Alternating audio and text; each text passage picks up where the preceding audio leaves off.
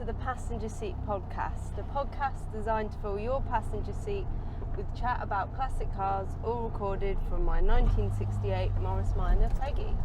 I'm Becca, and today I'm on my way home from work, but today I'm going to be telling you all about the weekend that I've just had away in the Cotswolds with Peggy, with the Women's Drivers Social Club.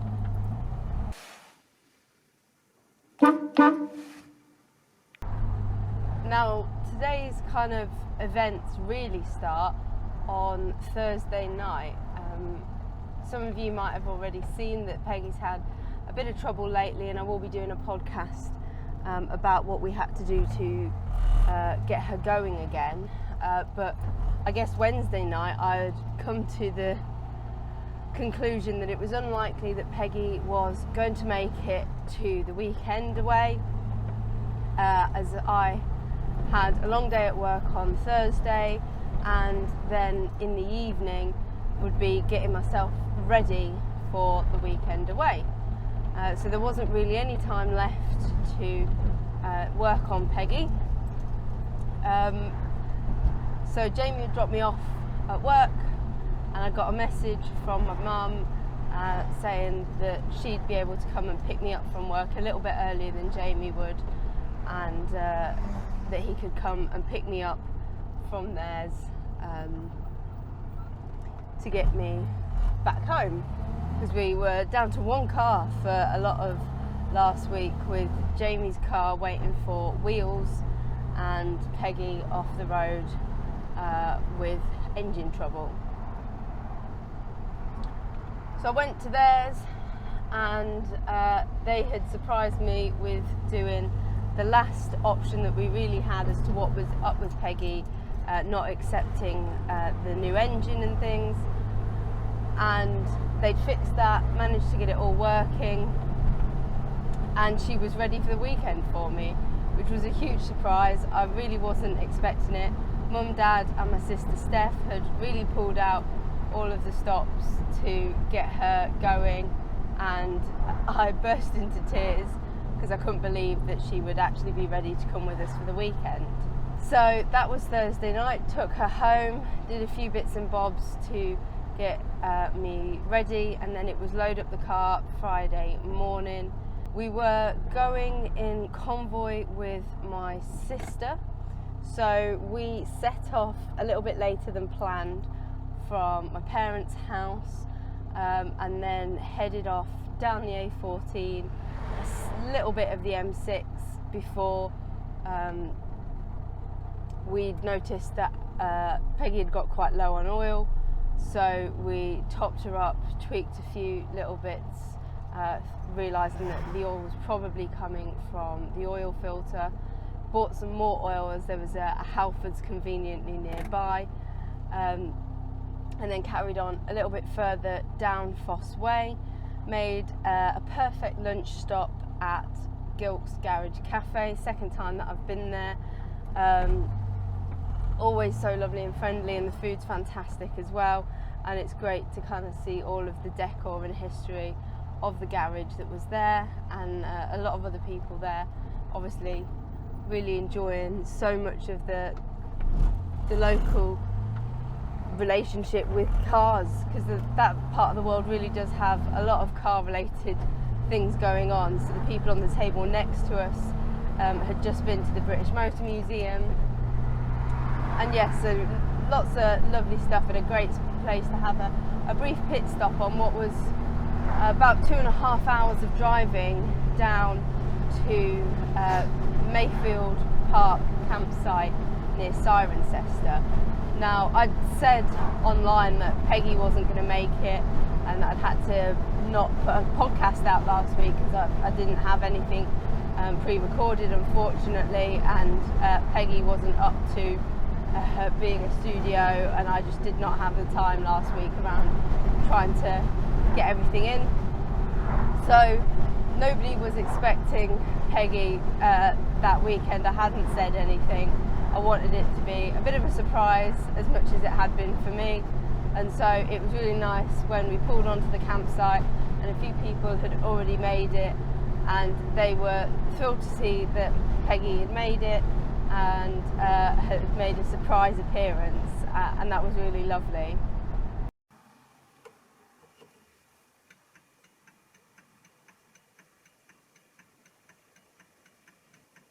The first to arrive on the campsite, I think, had been Ian and Carly. They were possibly closely followed or perhaps beaten by Claire and Mush, who had come in Mavis and the Flying Sausage. Ian and Carly had obviously come in Bella and Bob, their dream camping setup that they've got. Katie had not long arrived in her Scirocco Sylvester, and we were just stood round chatting and kind of explaining the story of how Peggy had made it when Ian had spotted that 1.5 of a Morris Minor and a Beetle had just arrived, and that they were probably something to do with us. And they were Yayan and Tash, who had been over at our house for a lot of this week, helping us with Peggy, and didn't know that Peggy was back on the road.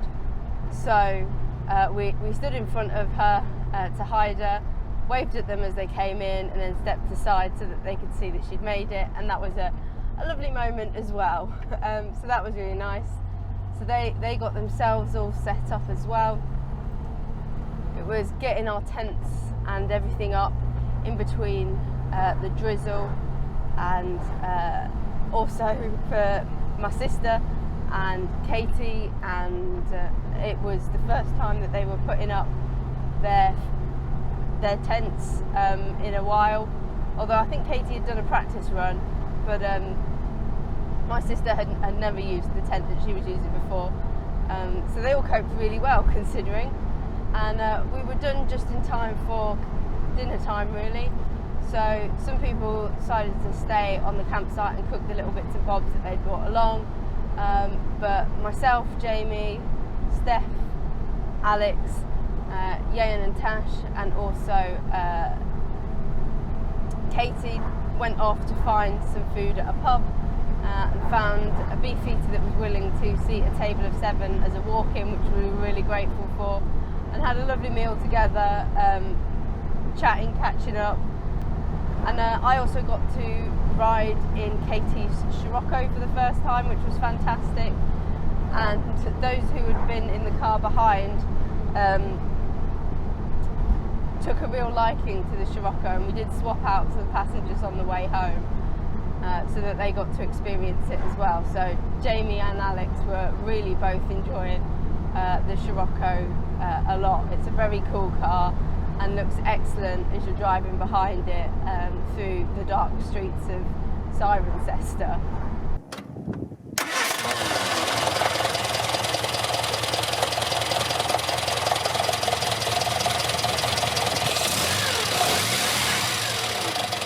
Saturday morning was when the event really properly started, and we had to head off for the classic motor hub.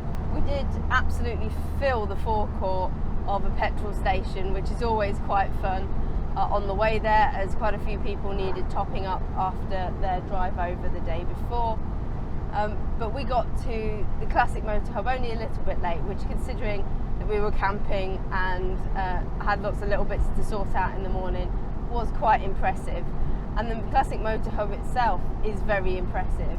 Already there was Vicky Peacock in her VW camper, Anne-Marie in her little mini Clubman, I think it is, and Kaz Willis, who was in a more modern version of the Mini. It was actually quite nice to see them together and make a little bit of a comparison. We handed out a game called Social Bingo, which I'd made up, which had lots of little squares with descriptors that you had to match to somebody in the group that we were with. So there was things like someone who's driven a Roots car, someone who's driven a BMC car, someone who has a car Instagram, and you could only use people once, and you could only use yourself once, and it was the aim was to get as many people as possible, or a line. Vicky won the line, My sister managed to get the most filled out, but it got very competitive. Whilst we were handing out the cards for social bingo, Charlie and her mum arrived in the MGA Frisky, and Claire Atkinson arrived in her Fiat, and Simone, who you might know from Hooked on Classics, also arrived in her Rover 75. So we had a really decent turnout for the Classic Motor Hub, and it was great to get so many people there because I'd never been, and it is a really fantastic place. Loads of very, very beautiful cars that are always there, so even if you go when there's not an event on, there's some fantastic cars that are really display pieces at the prices that they are, but were astounding to look round, and you can get really close and have a real good look at them. There's an amazing cafe that is beautifully decorated, and it's decorated with like truly historical pieces, not just kind of any old auto memorabilia that you might find online or whatever. It's beautiful, historical, curated pieces. It definitely feels like it's a lifelong collection that's been gathered over a period of time from a true love of automotive. And the cafe's food was brilliant as well, and the hot chocolate was delicious. They've also got a fantastic little gift shop that's got loads and loads of really interesting and wonderful pieces of auto memorabilia, and also kind of just all little knickknacks and stuff, which was fantastic, and took a little chunk of money off us, which made us nice and light for the hills afterwards as we drove round. They've also got a little workshop there where cars are worked on. I think they'd recently taken a delivery of loads of MGs from one collection, and had been working on getting those all ready to sell in their sales rooms.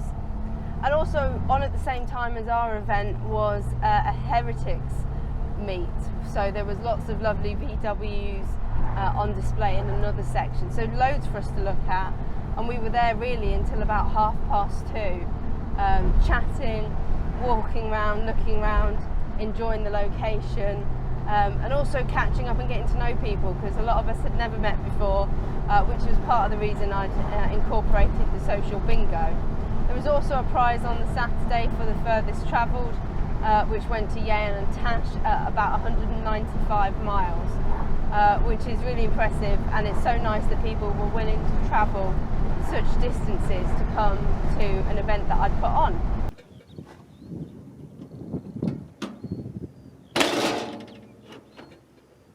We then went for a little bit of a drive as a group in Convoy. We did end up split into two slightly smaller groups because it was quite a large group, and it went up through Bilbury, up past a place called Clapton on the Hill, and through Burton on the Water, and back down to our campsite. It took us about an hour of driving, and it was so fun to be able to look in the rear view mirror and see such a lovely tailback behind us of gorgeous and interesting cars, and all driven by fantastic women. We got back to the campsite. The new attendees on the campsite was Vicky, Claire and Charlie and her mum Janet, and they got themselves set up. Unfortunately, the rain hit just as a lot of them were setting up, and then by the time they'd actually finished setting up, cleared. So they probably put their tents etc. up in at the worst time possible, but it meant that we had an absolutely gorgeously dry and lovely sunny evening to sit round chatting, getting to know each other, eating pizza that we'd all ordered in. And I think we were talking and sharing stories and experiences and knowledge all the way up till I think 11, half 11, when we realised it was getting quite dark and a little bit cold, so we should probably head off to bed for the next day.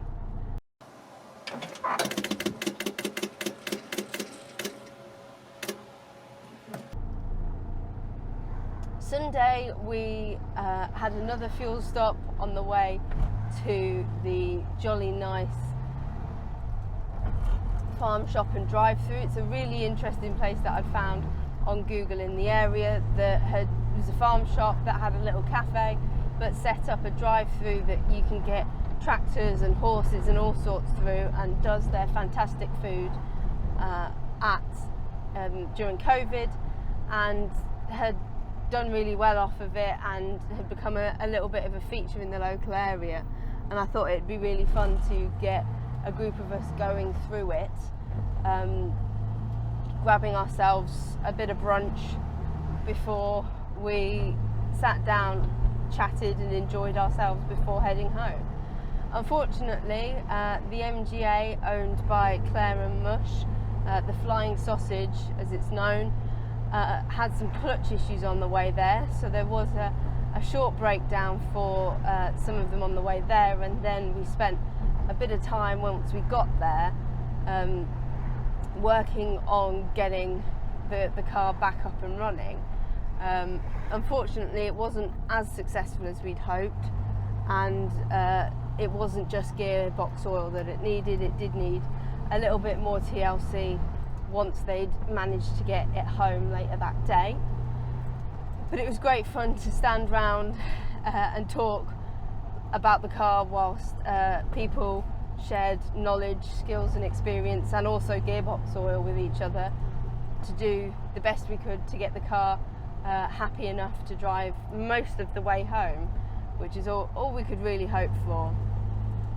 There was always going to be one troublesome car on a weekend like this, and Claire was well equipped to deal with it, being hers.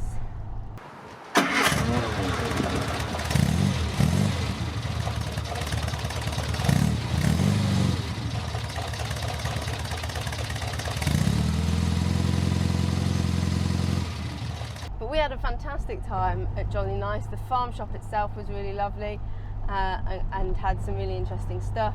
The drive-through food was amazing, and everybody enjoyed driving through in their cars in Convoy, and we got some nice photos and footage of that as it happened.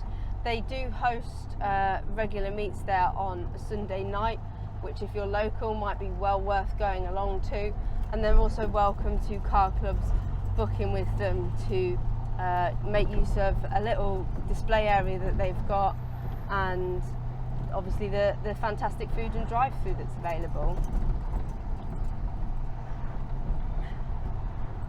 A lot of people had quite a way to go home on that Sunday, so after lunch people did start to filter off and head home.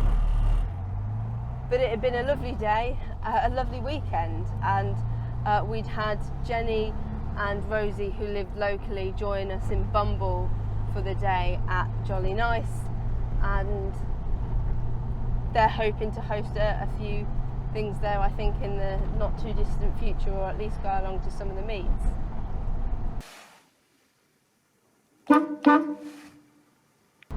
It was a really, even if I do say so myself, a really lovely weekend. It was a great bunch of people that had come along, and the enthusiasm for getting involved, enjoying the event and helping each other out. Like, if anybody had forgotten anything, if anyone needed help with anything, there was no shame felt in asking, and it was just very happily given by whoever was best placed to do so. And it's such a wonderful reflection of the supportive environment that's really started to blossom on the Facebook group.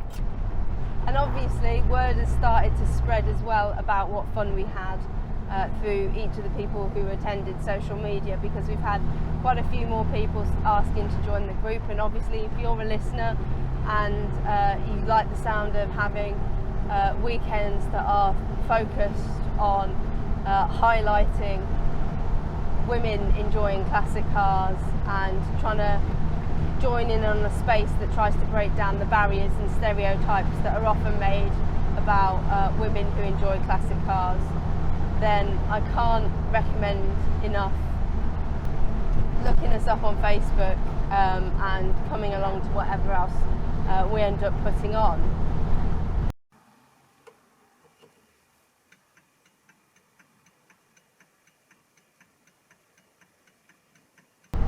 was so fortunate to have Peggy there, and it made for a brilliant part of the weekend. It wouldn't have felt the same without her, because she is such an important part of my enjoyment of the classic car scene. So I'm hugely grateful to everyone involved in helping her get there, and I will do a full coverage of what we had to do, what was wrong with her, for next week's podcast. So that's coming, don't worry. And the drive home and all of the driving around the Cotswolds was just amazing. It's a beautiful area to drive in, and it was obviously a real test for the new engine, which it seemed to excel at. So that was fantastic news. If you're listening and you came along to the weekend, please drop down in the comments, if you're watching on YouTube or whatever, your favourite moment from the weekend, so that others can hear some of your fantastic memories as well.